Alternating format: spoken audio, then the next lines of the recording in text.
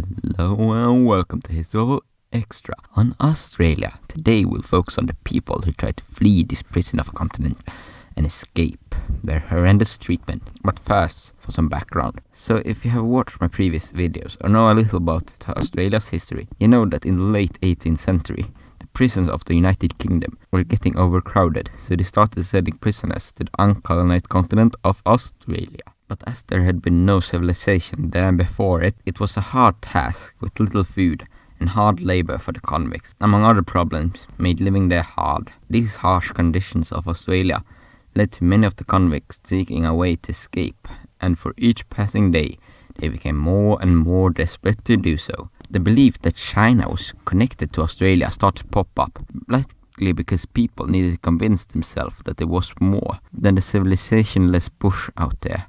This completely unfounded belief led to many convicts trying their luck and running off into the bush.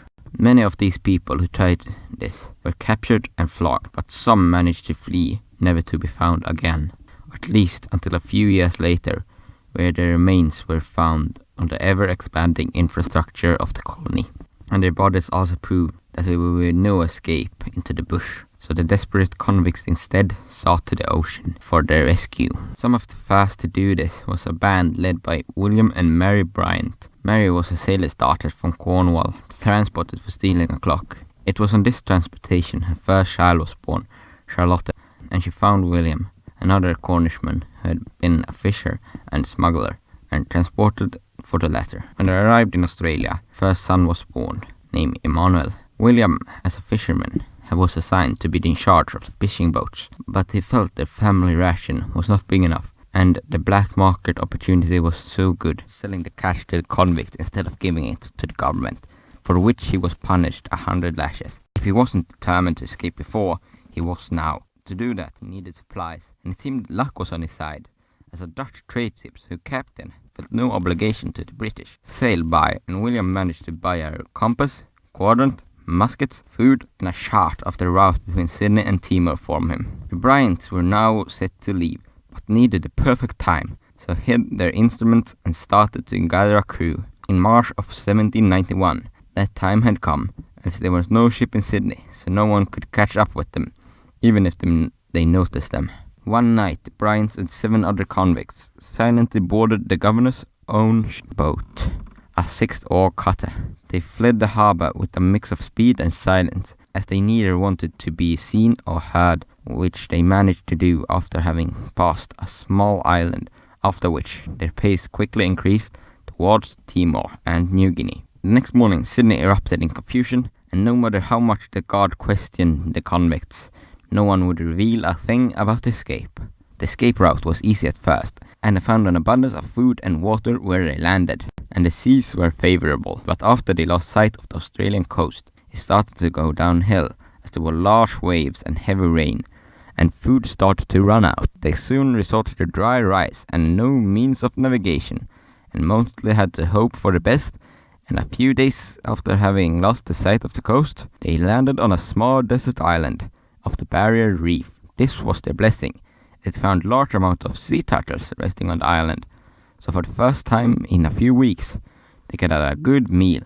The storm soon died down, and they set sail again, stopping at every island they saw for food and water. On some of the stops, they encountered and got into fights with local aborigines, and at one point were even followed by cannibals in canoes. But they soon regained the sight of the Australian coast and could easily follow it to the top of the Cape York Peninsula, from where they sailed the open sea to Timor. There, they were greeted by the local Dutch governor, whom they told they were survivors of a shipwreck and needed help getting back to England. They were given food and new clothes and were promised a ship back to England. But for some unknown reason, after a few months, William Bryant, most likely in a drunken ramble, told the whole story of their escape to the governor. They were imprisoned, and soon some other Englishmen came to Timor and found the Bryants and the comrades, and took them into custody and shipped them to Bativa. On this journey, both William and his son Emmanuel died, as well as 3 of the other escapees. The survivors were soon shipped to England with a marine detachment from Australia, relieved by the New South Wales Corps. On this journey, Charlotte died as well, and all looked grim when they reached Britain. But before the trial, Mary managed to make friends, and the story spread fast. Many people supported the heroine, who despite all odds managed to escape the penal colony, and would not support her return there. And the government received many letters saying such. She, and later her companions, managed to get an unconditional pardon, and Mary got sent back to Cornwall. But one of the three escapees seemed to miss the place he had so daringly fled from, and enlisted back in the New South Wales Corps, and sailed back to Australia. The account of the escapees largely ends there, and after the safe return, public lost interest in them. But it was their legacy that had a continued effect on the population of Australia, as the Bryants' escape was seen back in the colony, as both convicts and the government official realized the flaw in the system. This led to many convicts trying to do a similar escape to that of Bryant, but most failed spectacularly, as the security of the colony had become so much better after the Great Escape. But that did not keep people from trying, and most people tried to hide on non-British vessels stopping in the colony.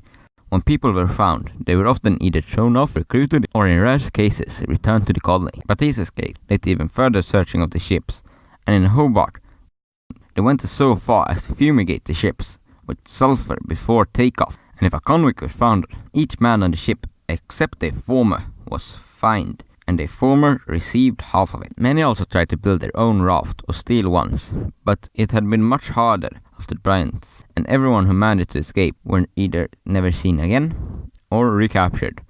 One man was so desperate he cut 2 holes in the door and stole a paddle and to try to escape from Force Rain in Norfolk. A few times, full ships were even captured by the convicts. The first time they came in small rowing boats and climbed up the side of the ship and held the crew at gunpoint and made them flee in a life vessel, only to soon be recaptured by a British frigate and have the ringleaders hanged.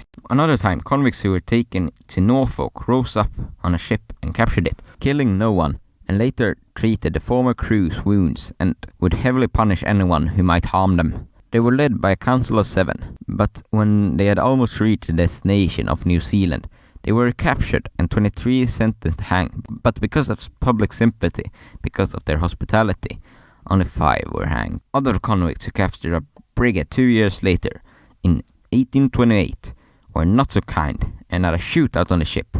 And when they won, they threw everyone who had not supported them, even fellow convicts, overboard at the first island they saw.